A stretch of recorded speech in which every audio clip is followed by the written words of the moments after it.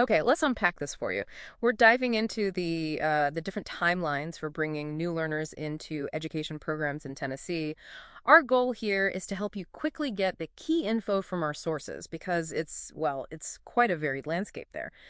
So the big question, how fast can you really get new learners enrolled? What's the quickest path? Well, the single biggest thing that changes the speed isn't really your marketing push. It's the actual structure you choose. It fundamentally shapes how fast you can move.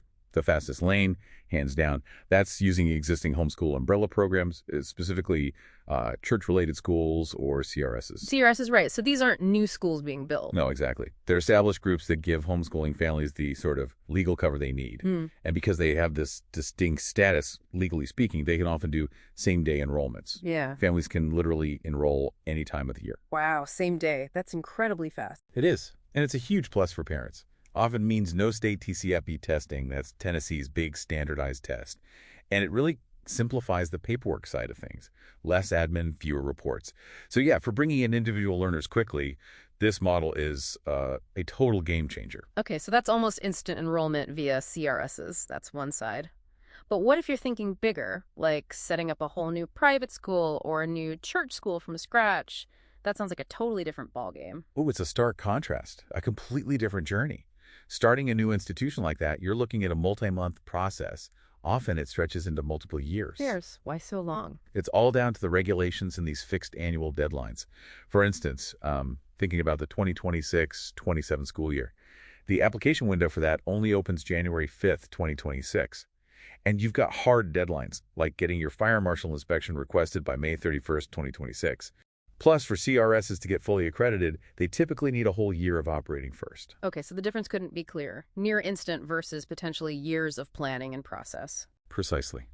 Long-term planning is absolutely essential for that second route. So thinking about these options, what does the bigger picture in Tennessee tell us? Is there actually demand for these kinds of alternative paths? Yeah, that's what's really interesting here. Tennessee is actually a very favorable market for alternative education right now.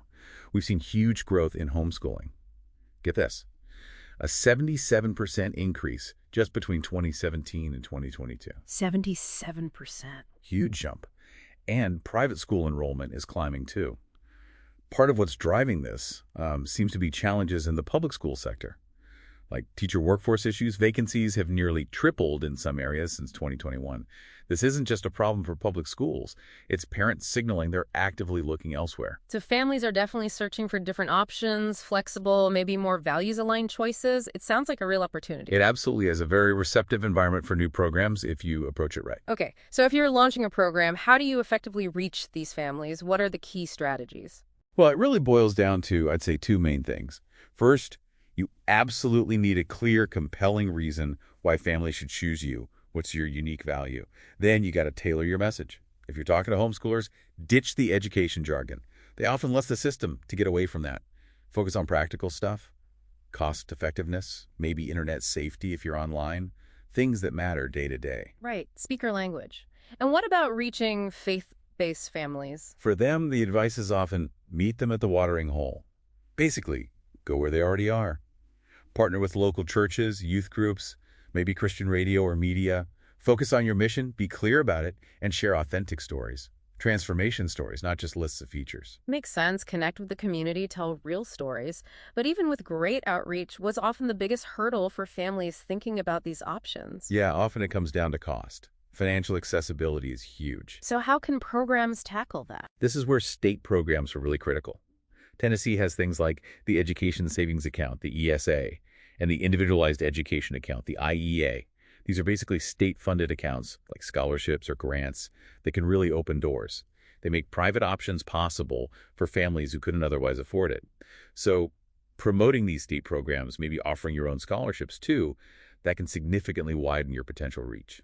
Okay, so pulling it all together, the core message seems clear.